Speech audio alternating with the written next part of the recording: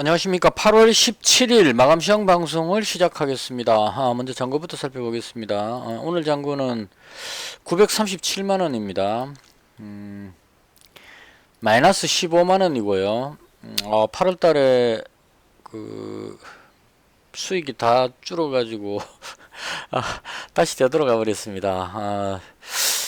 오늘 장도 여전히 힘들었습니다. 제가 생각했던 것과 완전히 다르게 흘러가 버려 가지고요. 그걸 이제 지나고 나서 이제 그 해석을 또 해야만 하죠. 맞든 틀리든 간에 왜 이렇게 됐을까에 대한 또 분석을 안 할 수는 없으니까 순전히 이제 주관적인 그 개인적인 생각을 말씀을 드리도록 하겠습니다. 일단 그 지난밤에 미정시는 나쁘지 않았습니다. 일단 뭐 혼조세였는데요. 소매업체 월마트하고 홈디포 실적 발표 나왔는데 괜찮게 나온 것 같아요. 그래서 월마트가 이건 한번 봐야 될 것 같습니다. 왜냐하면 소매업체이기 때문에 월마트 이게 이제 소비하고 관계되기 때문에 많이 올라갔죠. 5% 정도 상승했습니다. 그래서 미국 경제는 좀 좋아지는 느낌이 듭니다. 그래서 이런 걸로 인해서 미증시가 일단 상승을 했는데요. 해외 증시 보시면 나스닥 지수 뭐 0.19% 하락했지만 거의 뭐 최근에 상승을 많이 했기 때문에 이게 금요일, 월요일, 오늘이 수요일인가요? 그러면 금요일, 월요일, 그러니까 월요일, 화요일이죠. 월요일, 화요일, 수요일. 이게 화요일이죠. 우리나라 정시, 미국 정시는 이제 그러니까 금요일 날 상승했고, 월요일 날 우리 정시가 쉬고 있을 때 상승했고, 오늘 약간 이제 0.19%니까 뭐 약밥 정도 이렇게 됐는데, 이게 지금 일본 정시를 봐도, 오늘 1.23%나 상승을 했습니다. 그래서 해외 증시 상황으로 봤을 때 상당히 이제 강하게 올라가는 그림이 나왔길래 이제 국내 증시도 어느 정도 올라가지 않겠냐. 왜냐면 우리나라 증시는 하루 쉬었기 때문에 못 따라 올라갔거든요. 그래서 올라가는 그림으로 생각하고 딱 대응을 했는데 의외로 5분봉입니다. 의외로 그냥 확 눌러가지고 거의 못 들어올리고 끝나버렸습니다. 그래서 이 부분이 그 외국인이 처음에 거의 한 600억대 정도 매도를 했었어요. 코스닥을 매도를 했었는데 그 다음 외국인이 지금 최종적으로 보면 190억 매도니까 매도했던 걸 거의 다 줄였습니다. 줄였는데 이 뒤에 빠진 게 뭐가 빠졌냐면 기관들이 그 아침에 100억 정도 매수했었는데 여기서 뭐 때문인지 모르겠지만 기관이 쭉 매도해갖고 지금 기관이 830억을 매도를 해버렸습니다. 그래서 기관이 지금 그 거래소하고 코스닥 둘 다 매도를 뭐 되게 많은 양은 아니지만 해외 증시가 저렇게 선방하고 있는데도 불구하고 830억이나 던진 건 조금 의외였습니다. 그래서 거의 뭐 힘을 못 쓰고 쭉 밀려버리는 그런 날이 됐습니다. 그래서 시장 방향도 제가 생각했던 거하고 좀 다르게 흘러갔고요. 많이는 아니지만 이렇게 빠질 그림이 아니었는데 그래서 이건 이제 또 굳이 또 해석을 해보자면 해외 증시가 계속 올랐기 때문에 이제는 조정받을 때가 되지 않았느냐 이렇게 해석하면 또 말이 맞긴 맞아요. 그러니까 나스닥이 계속 올라왔으니까 오늘쯤 꺾이겠지 이렇게 생각하고 오늘 저녁에 나스닥이 꺾일 확률이 높다고 생각하고 미리 매도를 쳐갖고 내려놓으면 오늘 저녁에 미증시가 하락하면 이제 국내 증시가 내일 내려간다 이런 식으로 맞추면 어거지로 맞출 수는 있는데 최근에 이 흐름이 지금 그 해외 증시 특히나 일본 증시라든가 나스닥 이런 쪽 흐름과 비교했을 때는 좀 오늘 하락은 조금 특이했다 이런 느낌이 좀 받았습니다. 미국 선물 지수도 지금 이제 빠지고 있는데요. 지금 나스닥 선물이 마이너스 0.25 정도 빠지고 있습니다. 근데 장중에는 그렇게 빠지지 않았습니다. 보합에서 움직이고 있었거든요. 그래서 그런 연유로 인해서 이 외국인 기관 이쪽에서 자꾸 매도를 하니까 시장에 힘이 없다는 생각이 듭니다. 그러니까 그 미국 선물 지수가 뭐 0.1 이렇게 빠지는데 약간만 빠지는 느낌만 들면 확 눌러버리니까 국내 증시는 상당히 상대적으로 이게 그 외국인 기관이 확 던지면 개인들이 이걸 받고 끌어올릴 수는 없거든요. 개인들은 떨어지면 밑에서 받기 때문에 그래서 밀리는 거에 대해서 그 마땅히 대응할 방법이 잘 없을 것 같습니다. 그래서 일단은 제 경우도 이렇게 밀리니까 대책이 없었습니다. 그래서 일단 그 뭐 일부 손절해 갖고 비중을 좀 줄이는 쪽으로 그렇게 일단 대응을 했습니다. 좀 얼떨떨하네요 지금 오늘도. 그러니까 지금 그 장중에는 미국 선물 지수가 거의 보합으로 움직였는데 지금 미국 선물 지수가 약간 빠지고 있거든요. 그래서 저렇게 되면 이제 그 시간의 거리에서도 또 계속 눌릴 가능성이 있다는 얘기입니다. 왜냐면 미증시가 오늘 저녁에 빠질 것 같은 그런 생각이 드니까 그래서 상대적으로 정리를 하자면, 개인적으로 정리를 해보자면, 국내 증시 흐름이, 해외 증시의 어떤 흐름보다는 좀 상당히 약하게 흐르고 있다. 이렇게 정리를 하면 되지 않을까 싶습니다. 다우지수도 지금 위로 올라가고 있고, 전부 다 위로 올라가는데, 유별나게 이제 국내 증시가, 특히나 국내 증시는 해외 증시 눈치 보고 움직이기 때문에, 그냥 그 해외 증시 전체가 뭐 견조하다 그러면 우리도 올라가면 된다 이렇게 하는 게 아니고, 오늘 저녁에 미증시가 어떻게 될까 이걸 감안을 해가지고 미증시 빠질 것 같으면 먼저 빠져버리는 뭐 이런 식의 흐름들, 이게 상당히 안 좋은 결과가 나오지 않나 이렇게 생각을 합니다. 그래서 시장 상황이 좀 의외로 오늘 뒤로 밀려버려 가지고요, 이게 좀 분위기를 안 좋게 하고 있다 이런 생각이 듭니다. 좀 위험 관리를 해야 되겠다는 생각이 들 수밖에 없죠. 지금 뒤로 음봉으로 내려가 버리니까 안 빠져야 될 자리에서 빠져버려 가지고 조금 지금 머릿속이 혼란스럽습니다. 그래서 일단은 시장이 왜 이렇게 됐지 하는, 오늘 왜 빠졌지 이런 느낌이 지금 아직까지 지울 수가 없습니다. 혹시 오늘 국내 증시 많이 빠진 부분에 대한 그 이유를 아시는 분 있으시면 댓글에 좀 알려주시면 좋겠습니다. 그러니까 제가 해석하자면 미증시가 그 상당히 많이 올랐기 때문에 오늘 저녁에 미증시는 빠지지 않겠느냐 생각하고 미리 그 저녁에 미증시 빠질 걸 생각하고 먼저 던진 것이 아닌가 이런 생각이 살짝은 듭니다. 근데 그건 또 조금 너무 오버한 것이 아닌가 싶고, 정확하게 잘 모르겠습니다. 시장이 조금 그 제가 보던 것과 다르게 흘러갔다 이렇게 정리를 하겠습니다. 자, 그 다음 보유 종목 부분인데요. HK 이노엔하고 휴마시스, 유신, 티플렉스 이렇게 가지고 있었는데요. 일단 하나씩 해볼게요. HK 이노엔 오늘 2.6% 빠졌는데 이게 왜 이렇게 빠졌는지 얘도 이해가 잘 안 갑니다. 뭐 특별한 악재가 있었던 건 아닌데, 이 파미셀하고 뭐 녹십자, MS 이런 걸로 봐서 원숭이 두창 관련주 쪽이 밀리는 이런 느낌, 혹은 뭐 삼성바이오로직스 얘도 지금 그 바이오 관련주가 전체적으로 뒤로 좀 밀리는 느낌입니다. 그래서 그런 연유로 좀 던진 것이 아닌가 싶고, 그래서 그 요건 조금 그 아프죠. 제가 300만원 가지고 있었는데, 그래서 요거는 일단 마지막에 100만원 줄였습니다. 비중을 그 100만원 줄여고 200만원만 남겨놨습니다. 그 아무리 그 좋게 보더라도 내려가고 있는데 그대로 다 들고 갈 수는 없으니까요. 일단 비중을 줄였습니다. 그 제가 가진 종목 중에 뭔가 상황이 안 좋으면 전량 매도 이렇게 잘 안 하고요, 비중을 줄여가지고 그래야 이제 버티기가 쉬우니까 일단 100만원 줄여가지고 현재 200만원만 남겨놓은 상태 이렇게 되어 있습니다.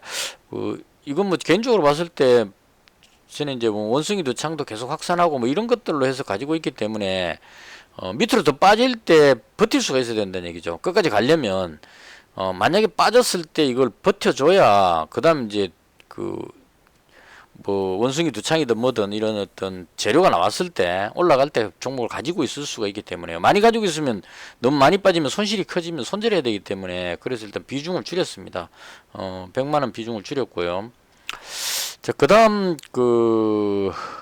유신은 제 개인적인 그냥 그 생각을 말씀을 드릴게요. 이 종목은 실적이 나왔는데 잘 나왔다는 뜻은 아니고 생각보다 선방했습니다. 실적이. 유신이 영업이익이 48억 나왔거든요. 유동주식 수가 지금 148만 주밖에 안 됩니다. 유동 물량이 아주 작기 때문에 이거 그 제대로 그냥 그 재료가 맞으면 급등할 수 있는 그런 종목으로 보거든요. 그래서 이 보시면은 뭐 철도, 도시계획 뭐 어쩌고저쩌고 해가지고 이거 우크라이나 재건 사업, 그다음 그 사우디 네옴시티, 그다음에 뭐 그 국내에도 거기 배수관 뭐 이런 쪽 뉴스 나올 때마다 얘가 이제 그 조금 그 들썩거리는 종목인데요. 개인적으로는 러시아 우크라이나 쪽에 전쟁이 끝나는 그걸 감안을 하고 이 종목을 가지고 있었거든요. 그러니까 우크라이나 재건 사업 뭐 이렇게 들어가면 올라가지 않겠느냐 이런 생각으로 이 종목을 가지고 있는데 실적이 상당히 괜찮게 나와버렸습니다. 의외로. 그러니까 이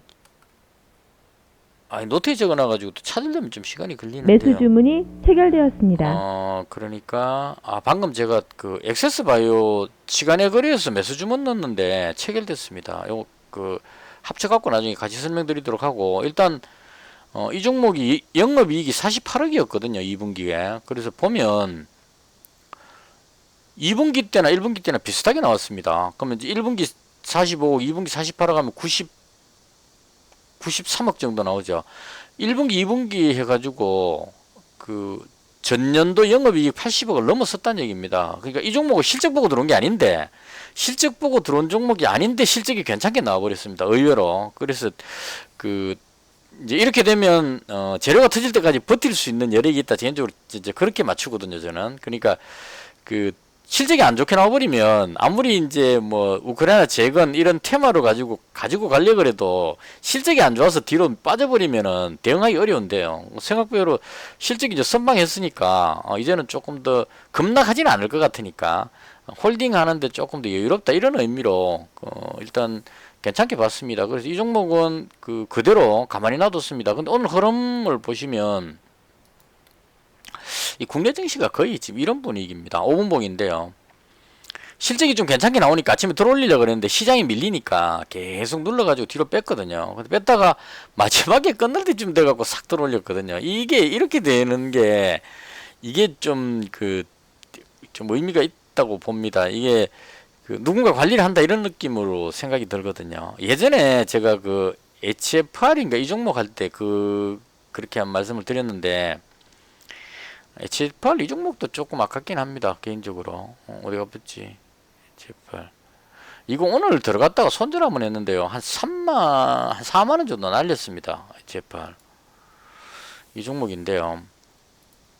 이 종목이 제가 여기쯤에서 한번 들어갔다가 정리를 했었던 종목인데 이게 이 부분쯤이었던가. 여튼 재료는 좋게 나왔어요. 증권사에서 실적이 좋게 나올 것이라는 전망이 나왔기 때문에 좋았는데 하루 종일 계속 누르고 있다가 마지막 종가 때 들어올리고 이렇게 해가지고 했었는데 이게 어느덧 지금 여기까지 올라갔습니다. 제가 여기쯤에서 샀다가 여기쯤에서 팔았지 싶은데 이거 못 들을 줄 알고 근데 이게 지금 상당히 많이 올라왔습니다. 그리고 실적 발표 나왔는데 실적이 아주 좋게 나왔어요. 그래서 오늘 이제 실적 보고 나서 괜찮다 싶어 들어갔는데 실적 보고 들어가면 보통 얻어맞습니다. 그래 아침에 100만원 가지고 있던 거 가지고 얘를 샀는데 쭉 밀어버려갖고 손절했거든요. 근데 손절했는데 뒤에 다시 당겨 올렸습니다. 그래서 이런 식으로 이제 움직이는데 딱 이 느낌이 지금 유신이라는 이 종목도 누군가 관리하고 있는 것이 아닌가 이런 생각이 살짝은 듭니다. 그러니까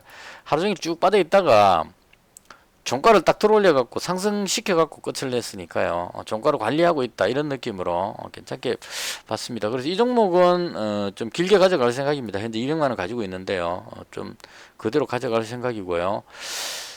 그 다음 티플렉스인데요. 이건 오늘 조금 느낌이 안 좋아가지고 100만원 줄여버렸습니다. 200만원 가지고 있다가 올라갔을 때 정리했었어야 되는데 어쨌거나 제가 100만원만 남기고 다 정리해버렸습니다. 왜 그렇게 했냐면 개인적으로 티플렉스 실적 보고 들어갔는데 오늘 올라갈 때 왜 올라갔냐면은 유니온 머티리얼 이 종목이 급등했습니다. 지금 쫙 올라갔다 꼬리 달렸는데요. 이게 미중 간의 갈등 뭐 이런 재료를 뉴스를 터지면서 일본 의원들이 대만을 방문한다든가 뭐 이런 뉴스가 있었던 것 같아요. 그걸 빌미로 해가지고 이제 중국과의 갈등 뭐 이렇게 해가지고 그런 이제 히토류 문제가 나오니까 항상 그걸로 해갖고 확 끌어올렸어요. 그래서 얘가 쫙 끌어올라가니까 티플렉스 따라 올라갔습니다. 이게 안 좋았다는 겁니다. 개인적으로. 그러니까 실적으로 해갖고 올라갔으면은 그대로 가지고 있을 건데 히토류 유니온 머티리얼 얘가 올라간다고 해서 따라 올라갔기 때문에 얘 뒤로 빠지면 같이 빠져버린다고요. 지금 그림 보시면 얘 올라가고 때 따라갔다가 뒤로 빠지니까 같이 빠져버리거든요. 이렇게 흘러내려 버립니다. 그래서 그 부분을 해가지고 그 실적은 좋지만 히토류 뭐 저렇게 테마로 따라 움직이는 거는 별로 좋은 모습이 아니다 싶어가지고 일단 비중을 줄여버렸습니다. 그래서 100만 원만 남기고 팔아버렸고요. 자, 그다음 마지막으로 그 진단 키트입니다.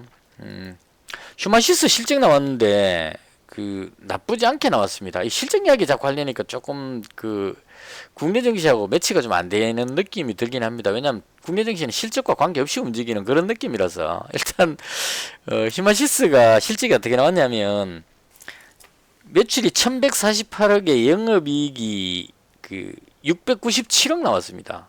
그러니까 1분기보다는 상당히 안 좋게 나오긴 했지만 2분기 때 그 시젠이 영업이익이 300억 나왔거든요. 그러니까 시젠보다 2배나 더 많이 나온 겁니다. 그러니까 진단키트 쪽이 효과가 있었다 개인적으로 그렇게 봅니다. 그래서 실적이 그 나름 선방했다 이렇게 보여졌거든요. 그래서 아침에 그 사람들이 휴마시스가 실적이 괜찮다고 판단을 하는 것 같아요. 어제도 실적 발표 나오고 나서 끌어올리려고 시도했었고 아침에 쭉 당겨 올렸는데 시장이 안 좋아서 밀린 것도 있겠지만 그 실적이 좋다고 생각하고 들어올렸는데 지금 뒤로 밀어버렸습니다. 그래서 이게 아마 마지막 툭 떨어져서 끝나버렸는데요. 실적이 나름 선방했다 이런 의미로 개인적으로는 그 100만 원 가지고 있던 거 그대로 홀딩 중인 상태입니다. 그래서 이건 그대로 가지고 있고요. 그 다음 액세스 바이오를 그 100만 원 가지고 있다가 100만 원 오늘 아까 그 시간의 거래에서 17,150원에 시간의 거래에서 여기서 추가로 100만 원씩 더 잡았습니다. 그래서 잔고가 바뀌어 버렸을 것 같은데요. 한번 볼까요? 938만 원이거든요. 예, 바뀌었습니다. 만원 벌었습니다. 일단 이렇게 해서 그 100만원치를 더 잡았습니다. 요거 더 잡았던 이유는 그 여기서 잡고 싶었어요. 사실은 여기서 한번 잡았다가 바로 정리했는데 마지막에 당겨 올리더라고요. 그래서 17,250원 여기를 딱 지키는 느낌이 들어서 그래서 일단 100만원을 더 잡았습니다. 이것도 마찬가지로 누군가가 그 주가를 관리하고 있는 느낌 그런 생각이 들었거든요. 얘를 좀 좋게 봤던 이유는 뭐냐면 휴마시스보다도 액세스바이오를 비중을 더 높인 이유는 실적이 그 매출이 1200억에 영업이익이 777억 나왔습니다. 그러니까 이제 그 대부분의 사람들이 적자 나올 걸로 생각했는데 선방했다는 얘기죠. 2분기 때. 그래서 이 종목이 아침에 그러니까 이제 올라가다가 이것도 빠질 때 쭉 밀어버렸는데 마지막에 들어올리면서 끝이 나가지고 일단은 진단키트 쪽에 그 상승 흐름이 나온다면 액세스 바이오가 가장 강하지 않을까 개인적으로 그렇게 생각하는 이유는 휴마시스보다 실적이 조금 더 많이 나오는 상황인데 가격이 휴마시스보다 좀 더 저렴합니다. 휴마시스가 지금 18,650원인데 액세스 바이오가 17,250원 밖에 안 되거든요. 그래서 이 정도면 뭐 충분히 좀 저렴한 가격이다. 가격이 좀 괜찮은 가격이다. 이런 생각이 들어가지고 요거는 비중을 200만 원으로 높였습니다. 일단 진단키트 쪽을 손절하지 않고 제가 가지고 있는 이유는 오늘 뉴스에 저렇게 나왔습니다. 인구 100만 명당 확진자 수를 비교를 했는데요. 대한민국이 1위를 했습니다. 이게 참 좋은 건 아닌데 이런 거 1위 하면 안 되는데 그죠? 일본이 3위고요. 그 다음 뭐 여튼 이상한 나라 하나 있는데 그거는 이제 인구가 워낙 작다 보니까 인구가 너무 작아가지고 그 비율이 높아진 그런 상황이고 그 나라는 빼고 보면 대한민국이 지금 그 100만 명당 확진자 수가 세계 1위입니다 지금. 그리고 일본이 2위입니다.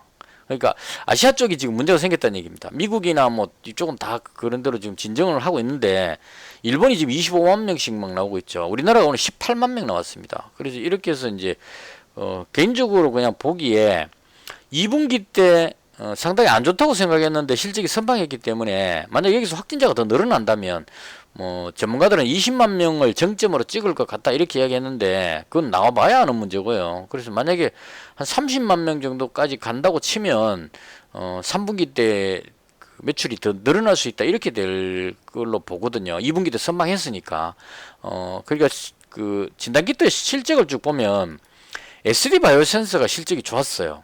이건 오르지는 못했는데 워낙 비싸기도 하고 세력이 없기 때문에 얘가 좀 고전하고 있는데 매출 보시면 엄청나게 많이 나왔습니다. 물론 이제 그 1분기보다는 작게 나왔지만 매출이 7,900억에 영업이익이 3,400억입니다. 다른 그 휴마시스가 영업이익이 한 700억 정도 되는데 얘는 3,400억이니까 한 5배 정도 더 많이 나오죠. 그래서 실적은 얘가 상당히 좋습니다. 그 워낙 얘가 이제 규모가 크다 보니까 그런 것 같아요. 실적이 좋은데 가격이 저렴한데 문제는 얘는 매수세가 잘 안 들어오기 때문에 그 실적이 좋음에도 불구하고 힘을 못 쓰고 있다는 거고요. 그런 관점으로 봤을 때 자가진단 키트 종목들은 실적이 괜찮게 나왔다 이렇게 정리를 할 수 있을 것 같아요. 휴마시스도 자가진단 키트이기 때문에 실적이 괜찮았고 그 엑세스바이오도 그런 의미죠. 자가진단 키트니까. 그래서 그런 의미로 해서 확진자가 더 늘어난다면 이 종목이 올라가지 않겠느냐 뭐 이런 의미로 휴마시스하고 엑세스바이오 이렇게 가지고 있는 상태입니다. 그래서 이렇게 해서 지금 현금 한 128만원 정도 남겨놨고요. 그 시장이 좀 안 좋은 것 같아서 그래서 일단 비중을 조금 그 현금을 약간 남겨놓은 상태고 HFR 이 종목을 잡을까 싶어가지고 지금 보고 있는데 얘가 실적이 워낙 좋게 나와버려 갖고 내려오질 않네요. 이거 시간에 그래서 좀 빠지면은 잡을까 싶었는데 일단 요건 좀 더 지켜보고 그렇게 하도록 하겠습니다. 그래서 일단 시장이 그 많이 빠진 것도 아닌데 해외 증시는 괜찮은데 국내 증시가 상대적으로 조금 안 좋았고요. 그런 와중에 제가 좀 더 안 좋은 상황입니다. 제가 가진 종목들이 대체로 힘을 못 쓰고 있는 그런 상태입니다. 그래서 여전히 종목을 잘 못 보는 것이 아닌가. 그러니까 이제 이런 의미죠. 오늘 로보티즈가 6% 정도 올라갔는데요. 이 종목이 실적 발표 나왔는데 2분기 영업 적자가 나왔습니다. 적자 나왔는데 올라가 버립니다. 6%나. 그래서 이런 식의 흐름이라는 거죠. 그러니까 실적이 좋게 나왔다. 그럼 내려가 버리고 실적이 좀 안 좋게 나오면 올라가 버리고 이런 식의. 그러니까 이걸 굳이 해석을 붙이자면 실적이 안 좋게 나왔으니까 사람들이 매도할 것이라고 생각을 하고 그 매도하는 물량을 받아갖고 물량을 그 확보한다. 저렴한 가격에 이런 의미로 계속 매수했다. 이렇게 볼 수 있을 겁니다. 분봉으로 보시면 아침에 확 땡겨 올려갖고 여기서 계속 물량 받아갖고 땡겨 올리니까 이런 식으로 이제 올라가 버린다는 거죠. 그래서 국내 증시는 특히나 현재의 뭐 실적이나 이런 것보다 미래 비전 여기다가 초점을 많이 맞추는 것 같습니다. 적자가 막 나오더라도 뭔가 기대감으로 한 건 하면 대박 날 것 같은 그런 기대감만 있으면 급등해 버린다는 겁니다. 그래서 이런 부분들이 이제 제가 따라가기가 상당히 좀 어려운 부분. 그래서 고전을 좀 하고 있다. 이렇게 정리를 하겠습니다. 그렇다고 하더라도 제가 보는 관점으로 그냥 어제 영상의 댓글에 바뀌지 않고 그냥 어떻게 보면 뭐 똥꼬지 비슷하게 이렇게 가고 있는다는 이제 그렇게 보시는 것 같은데요. 제 마음대로 제 방식대로 하겠습니다. 제 마음대로 한다는 뜻은 아니고 제가 하려고 하는 그 방식대로 하겠습니다. 수익이 나든 안 나든 간에 끝까지 그렇게 가도록 하겠습니다. 그래서 대충 오늘 그 제가 가진 종목 전부 다 안 좋았습니다. 전반적으로. 그래서 그 손실이 좀 있었다 이렇게 정리를 하고요. 여기까지입니다. 그리고 어제 그 영상에 그 질문글을 하나 주셨는데요. 만약에 주식으로 돈을 벌고자 하는 어떤 사람이 조언을 구한다면 어떻게 답변을 하겠느냐 이게 이제 질문이셨어요. 그래서 그 그냥 두서없이 제가 머릿속에 떠오르는 대로 그냥 설명을 드리겠습니다. 코스트라는 선생님한테 누군가가 그 아들이 있다면 주식 투자를 시키겠느냐 물었어요. 물으니까 나한테 아들이 3명 있다면 첫째는 문학가를 만들고 싶고 둘째는 예술가를 만들고 싶고 셋째는 그 두 형제를 먹여 살리기 위해서 주식 투자를 시키겠다 이렇게 설명을 했습니다. 말을 했습니다. 그리고 또 하나 예가 있는데요. 부자가 되는 그 설명이 나옵니다. 그 돈 뜨겁게 사랑하고 차갑게 다루라 그 책에 보면 돈에 대한 개념을 쭉 설명하고 나서 그 부자의 정의를 저렇게 내려놨어요. 내가 하고자 하는 일이 있을 때 돈의 구애를 전혀 받지 않고 할 수 있을 정도의 돈을 가진 사람.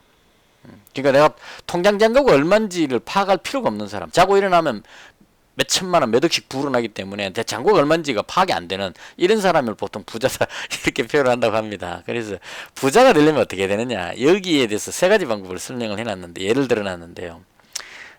일단 뭐 그 돈 많은 사람하고 결혼하는 방법 뭐 이런 거, 그다음 어떤 그 새로운 그 신기술을 개발해 가지고 대박 터지는 뭐 이런 거, 뭐 빌 게이츠 같은 이런 사람이겠죠. 이 두 가지는 해당 사항이 잘 안 됩니다 보통. 저도 지금 살 만큼 살았지만 그건 함으로 간 것 같고, 그다음 세 번째 부자가 되는 방법 중에 하나가 투자를 하라 이렇게 돼 있습니다. 그러니까 부자 되기 위해서는 투자를 해야 된다는 얘기죠. 아무것도 지불도 없는 사람은 되게 돈 많은 사람하고 결혼할 수 있는 그 정도의 능력이 있으면 그 결혼하면 되죠. 결혼하면 그 순간에 부자가 되니까. 혹은 뭐 새로운 신기술의 어떤 제품을 개발하면 부자가 될 수 있습니다. 근데 그 두 가지가 아닌 경우에 부자가 되려면 투자를 하라 이렇게 돼 있어요.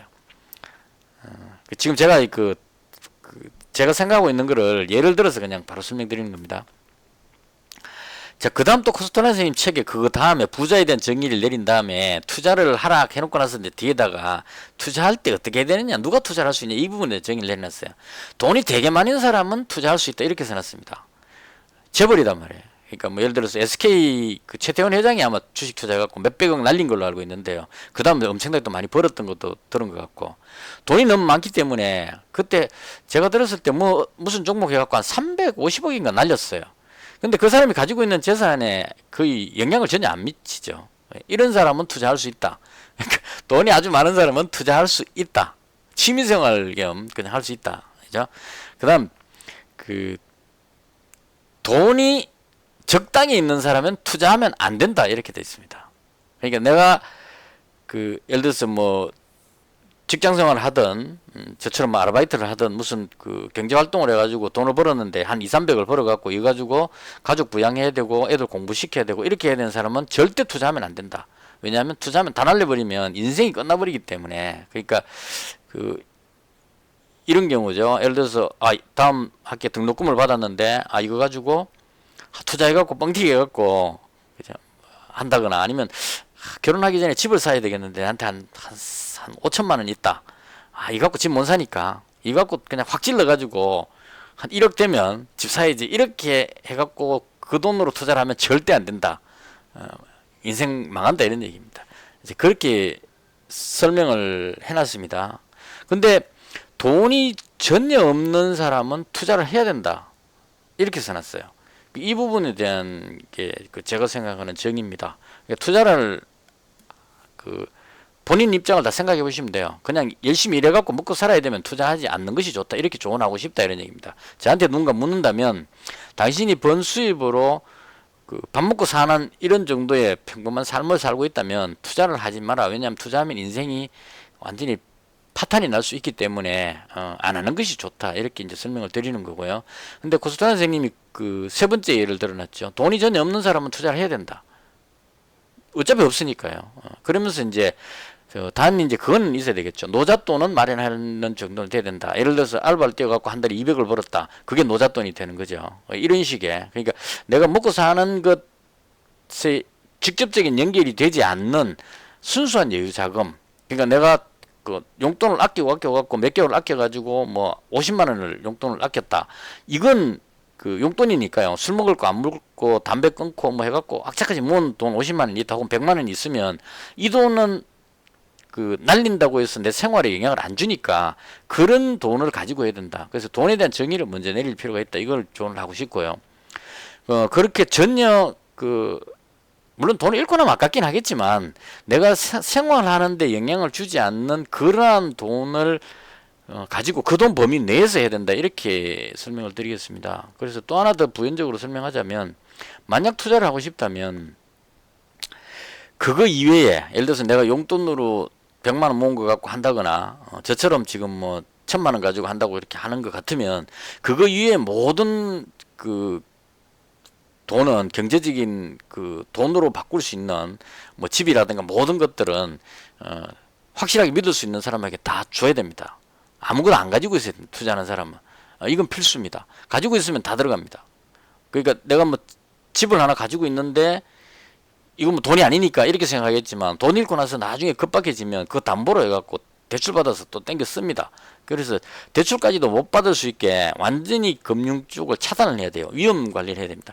다 차단하고 순수하게 여유자금 그것만 가지고 투자를 해야 된다. 이렇게 하시는 게 맞을 겁니다.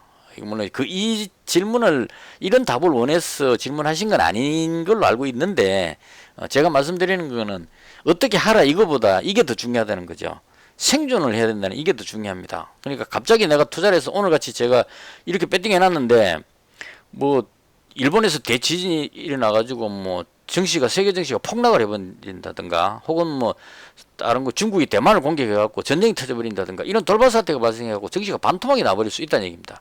그러면 제가 1,000만원치를 배팅을 쳐놨는데 엄청난 재앙이 와갖고 주가가 반토막이 났을 때 순수하게 여유자금을 한 사람은 버티든지 아니면 손절해도 반은 남거든요. 그래서 이런 관점으로 돼야 되지 이거 가지고 내가 먹고 사는 문제 같으면 반토막 났을 때 못 견디기 때문에 혹은 미수 풀배팅 뭐 신용으로 땡긴 사람은 반토막 나면 반대매매 해갖고 저절로 다 팔려버립니다. 그래서 그렇게 되기 때문에 돈은 확실하게 여유자금으로 해야 된다. 이게 가장 중요한 부분. 그러니까 그 저한테 누군가 묻는다면 그 앞에 있는 그 얘기입니다. 그러니까 부자 되고 싶으면 투자하는 것까지는 좋은데 먹고 사는데 영향을 주지 않는 안전한 어떤 조치를 취한 다음에 해야 된다 이렇게 말씀을 드릴게요. 그리고 나서 어떻게 할 것이냐 하는 부분인데요. 이걸 질문하신 것 같은데 어떻게 할 것이냐 하는 거는 그것만 가지고 여러 가지 방법으로 계속 경험을 쌓는 수밖에 없다 이렇게 생각합니다. 그러니까 이건 사람마다 다르다고 봐요.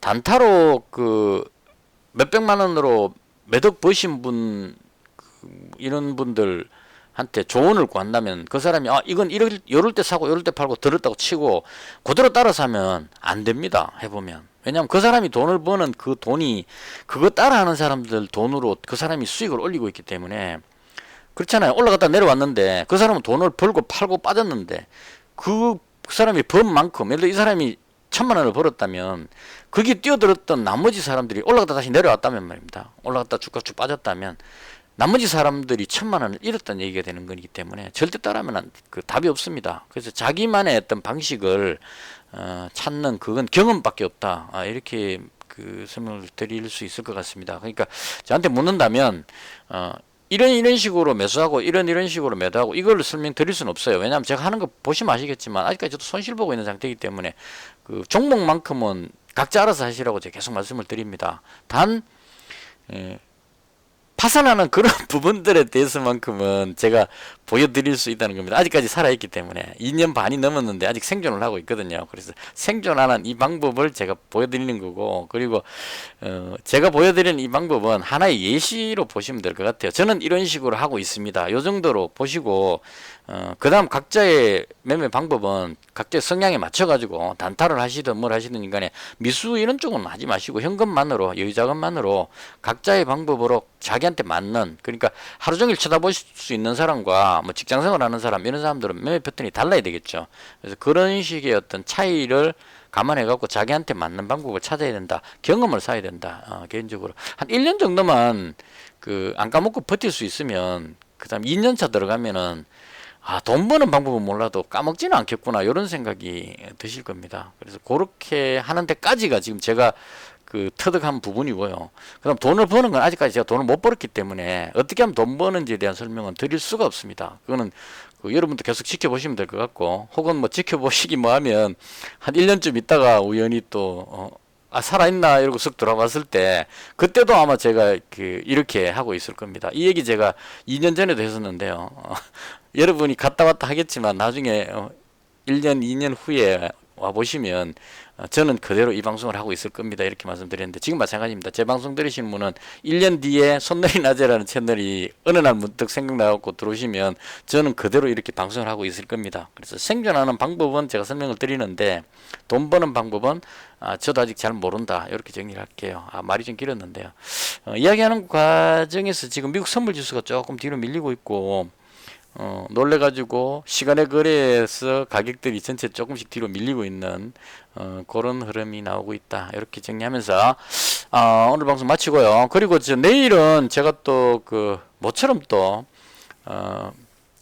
그 집사람하고 영화 보러 가기로 해가지고요. 요즘 영화 자주 봅니다. 그래서 내일은 영화를 한 2시쯤 나갈 것 같아서 갔다 오면 6시가 넘을 것 같습니다. 그래서 방송이 좀 많이 늦어질 수 있다는 점 미리 안내를 드리겠습니다. 일단 늦더라도 방송은 올리긴 하겠습니다. 아마 한 7시나 돼야 올릴 수 있을 것 같은데요. 방송이 좀 늦게 올라간다는 거 안내를 드리면서 방송을 마치겠습니다. 이것으로 영상을 모두 마치겠습니다. 시청해 주셔서 대단히 감사합니다. 혹시 제 질문 답변이 부족했으면 댓글 주시면 추가 답변 드리도록 하겠습니다. 마치겠습니다.